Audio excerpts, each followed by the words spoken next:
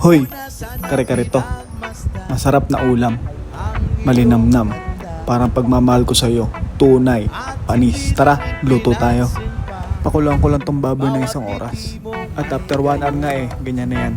Malambot na yan. Pwede na natin prituhin mamaya. Hanguin muna natin. At ito nga pala yung mga ingredients ko. Tinuturo-turo ko na lang. Alam niyo naman yan. Sa mga hindi, sundan niyo lang to. Maglaga tayo ng sitaw. 3 minutes, okay na yan. Hanguin na natin. Susunod naman natin dyan ay ang pechay. 30 seconds lang yan. Para hindi mo overcook at fresh pa pag kinain mo mamaya. Tapos okay na yan. Lagay lang natin sa salaan. Magpainit na tayo ng kawali. Pag mainit na yan, maglagay na tayo ng mantika. Tayo magpiprito ngayon ng baboy na tumatalsik. Dahan-dahan lang kasi tatalsik talaga yan. May taba yan. Ayan, nakikita mo, umiilag-ilag na ako dyan. 10 minutes, both sides yan. Sa mahinang apoy lang. Kahit mahina yan, tumatalsik na talaga yan. Tapos, tanggalin na natin yan dyan. Iwahiwain ko na lang ngayon mamaya, hindi ko na ipapakita sa inyo. Surod naman natin tong talong. Mabilisan lang yan. 1 minute lang yan. Itong apoy. Yes yan, okay na.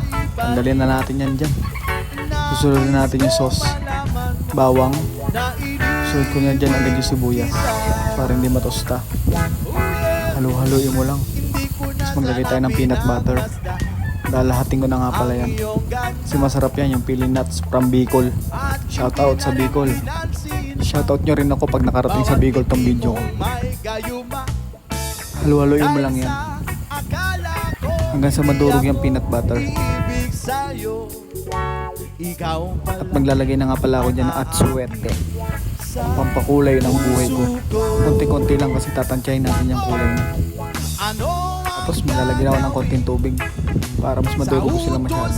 Mag-well combine na lahat yan. Tapos pag ganyan na, ilagay tayo ng tubig ulit.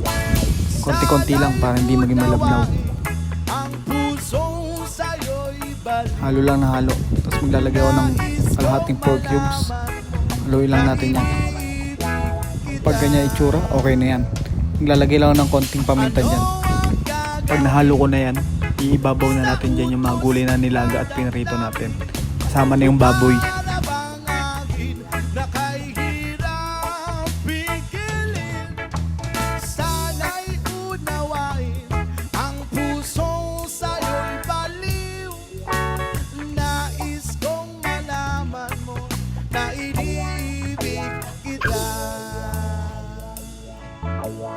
Nais kong malaman mo na iniibig kita.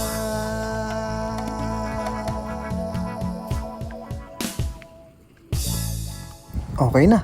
Paalam. Bye-bye.